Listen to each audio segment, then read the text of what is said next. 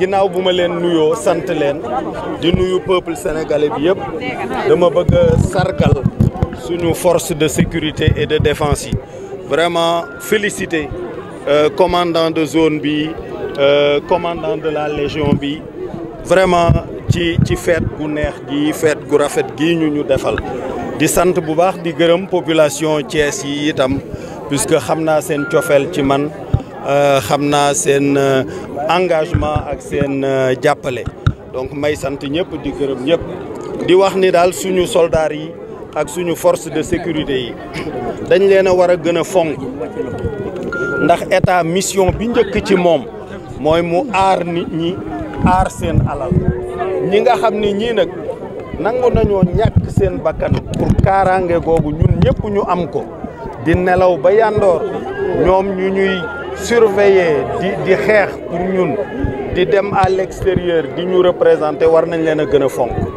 may wax ni suñu anciens combattants yi ak blessés de guerre yi ñi nga xam ni dañ cee am ay handicap yoo xam ni c'est définitif wala ñoo xam ni am nañu indisponibilité temporaire donc ñooñu ñëpp daal war nañ leen a gën a toppatoo surtout ci wàllu prise en charge bi ak ci wàllu prise en charge médicale bi ak ci wàllu pension yi puisque xëy di gagner 200 000 francs après nga war a retrouver wu ak le tiers loolu dafa xaw a metti surtout ci suñu famille yi nga xam ni retraités yi ñooy continuer di yor seen njaboot xale yi màggaguñu wala bu ñu màggee ñoo ngi nekk en chômage ma wax ni itam am na ci programme bi may tabax pour Sénégal ma jukkil leen ci rek aspect boobu même ci alxuraan yàlla dafa wax ni lorsqu'il eut atteint sa pleine maturité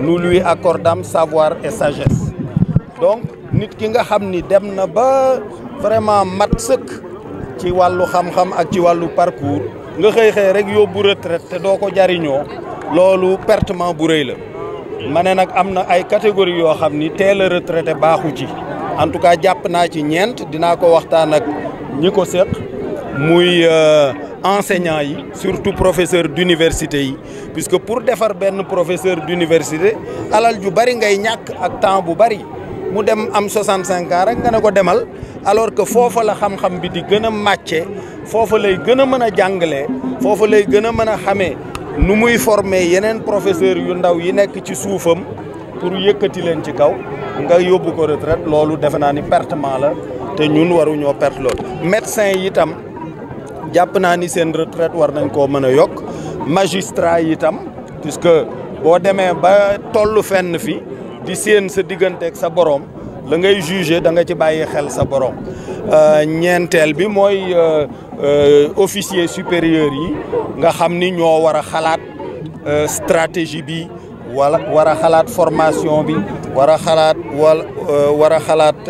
nu ñuy defaree stratégie de défense yi ñooñu waxuma ñu bàyyi leen ñuy daw ak a maaj ak yooyu day weesu ci ñoom wante mën nañu fee toogandi yore conception bi ak stratégie bi loolu daal la président Macky Sall jéggalu moo ko war alors que yéen Sénégalais dañoo am yaakaar ci yéen opposition bi pour ngeen porter combat boobu ngeen gis que muy teg ay acte di tëj ay opposants est-ce que da ngeen di toog rek seetaan ko année bu mujj bi muy laal ay pexe. déedéet xam nga toog seetaan moom warul kenn waruñu ñun warula yow li ma wax rek mooy nañu def attention ba bu ñu taal réew mi man je fais très attention yàgg naa leen a wax ni bu fekkente ne da ngaa yaakaar a jiite réew doo ko bëgg a jot fekk mu nekk dóom donc lépp lu jëm ci violence man bugguma ko maa ngi seetaan bërki démb ci Netflix benn film Les Incorruptibles ci événement yi fi xewoon 2012 na ngeen ko seetaan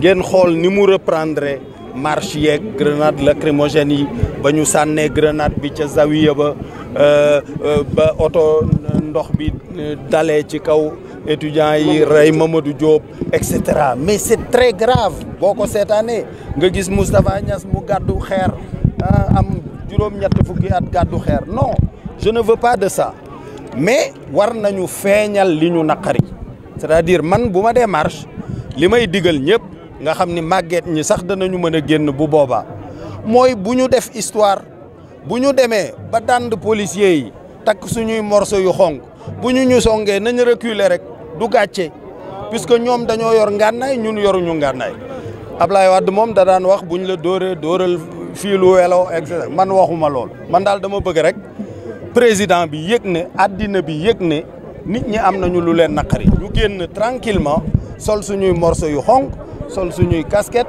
puisque policiers yi duñu suñuy noon gendarme yi duñu suñuy noon gis ngeen défilé bu rafet bi ak population yi niñ leen tàccoo ñoom ci peuple bi lañ nekk li leen naqari moo ñu naqari exactement la même chose mais bu fekkente ne Macky Sall moom dafa bëgg dictature bëgg a taal réew mi waruñu ko yombalal nañu génn rek bu dee romb na ñëpp takk seen morceau yu xonk rek mu xam ni ñii kat kontaanuñu. retrouvailles ak Karim Wade ak libéraux yi. waaw li ma wax daal mooy jéggalu moom la dese moom dafa war a jël rajo bi jël télévision bi woo Youssou Ndour ci wetam mu tegal ko morceau boobu mu tuddee jéggalu lu ma la mus a def ma tay ko ak li ma tayul ma def la ko yow wala ci say jaam maa ngi lay ñaan nga baal ma ko loolu la war di xëye loolu la war di tëdde waaw na jéggalu réew mi rek ak les libéraux. waaw de man affaire famille laa wax. famille libérale dama wax ni déedéet waxuma famille libérale de Ablaye Wade en tant que baay Karim Wade en tant que frère juboo nañu mais ça n'a rien à voir avec la politique Karim Wade ci boppam moo ma woo ne ma man samay bët ubbeeku na man maa bëgg nga may ma en tant que ce jeune frère ma dox lu defar sa diggante ak sa papa waxul sama papa de daf ne ma sa papa waaw loolu nag juboo la juboo en tant que famille gis nga juboo moom dafa baax xam nga Serigne Touba bi mu ñëwee lan la wax daf ni baal naa ñëpp yonent bi lan la wax daf ni baal naa ñëpp Mandela lan la wax daf ni baal naa ñëpp c'est le pardon la capacité de dépassement qui donne accès à l'universalité. Si Macky Sall l'avait compris, il aurait eu un autre comportement. Mais il ne l'a pas compris. Mais ce n'est pas trop tard. Je voudrais tout d'abord vous adresser mes salutations et à travers vous, adresser mes meilleures salutations aux populations thiessoises et à l'ensemble du peuple sénégalais. Et féliciter les organisateurs de ce défilé impeccable auquel nous venons d'assister. Féliciter l'ensemble des écoles et de leur encadrement, ainsi que les unités de nos forces de sécurité et de défense qui nous ont gratifiés d'un défilé particulièrement beau. Je voudrais rendre un hommage appuyé à l'ensemble de nos forces de sécurité et de défense. Armée, gendarmerie, police, eaux et forêts, douane, qui nous rendent des services considérables. Et je voudrais leur donner l'assurance que nous avons conscience de leur mérite et de leur sacrifice. Je voudrais avoir une pensée d'admiration et de respect à l'endroit d'abord des anciens, nos anciens combattants, nos blessés de guerre, qui ont des indisponibilités temporaires ou définitives. J'ai une pensée pour eux. J'ai une pensée de respect et de gratitude pour leur sacrifice au service de la nation. Vous savez, j'ai eu l'occasion de fréquenter les généraux et les colonels de l'armée américaine parce que quand je séjourne à Washington, je réside souvent au US Army and Navy Club, exactement comme je réside au St. James à Paris, parce que ce sont des clubs qui sont des sister clubs du club de l'université de Princeton auquel j'appartiens. Et à l'occasion des discussions que j'ai souvent avec les autorités américaines, de l'armée américaine, ils me disent souvent, vous savez, ce qui fait la performance de notre armée, c'est le respect que nous donnons à nos anciens. Et c'est l'assurance que nous donnons aux soldats qui entrent en combat qu'il ne sera jamais abandonné, quoi qu'il lui arrive. Et ça, c'est une motivation extraordinaire. J'ai noté des difficultés dans la prise en charge médicale, notamment de nos blessés. J'ai noté des difficultés au niveau de leur pension. Ils quittent du jour au lendemain un salaire pour se retrouver avec le tiers dans un environnement où ils ont pourtant en charge les mêmes familles, puisque les enfants sont encore à l'école ou ne travaillent pas encore. Naturellement, j'invite à ce qu'une solution soit trouvée à cette situation et en tout cas au premier rang des propositions que je fais dans le cadre du programme que je vous présenterai bientôt à l'issue du séminaire des 14 et 15 avril que nous tiendrons avec plus de 200 cadres à Saly pour discuter du programme, avant de le mettre en ligne, avant de le discuter avec les différents groupes socio-professionnels du pays. En tout cas, je voudrais donner à cette armée-là l'assurance qu'elle sera au cœur de mes préoccupations. Je voudrais donner à toutes les forces de sécurité et de défense cette assurance. Il y a un autre sujet important, c'est leur retraite, notamment pour les officiers qui sont dans des domaines de conception, de stratégie, où on a besoin de la pleine maturité de leur parcours et de leur expérience. J'ai l'intention, au moins pour un certain nombre de corps, de prolonger l'âge de la retraite, parce que je pense que ce sont des gens qui ont encore la possibilité de servir. Au moins pour les enseignants, pour les médecins, pour les officiers de l'armée et pour les magistrats, je pense qu'on peut augmenter l'âge de la retraite parce qu'on les laisse partir à un moment où ils atteignent la pleine maturité, la pleine sagesse, la pleine compétence à l'issue d'un parcours d'exception. Et je pense que nous devrions corriger ça. Quand j'assiste au départ des enseignants, des professeurs d'université qui vont laisser un vide gigantesque, je trouve que c'est un gâchis.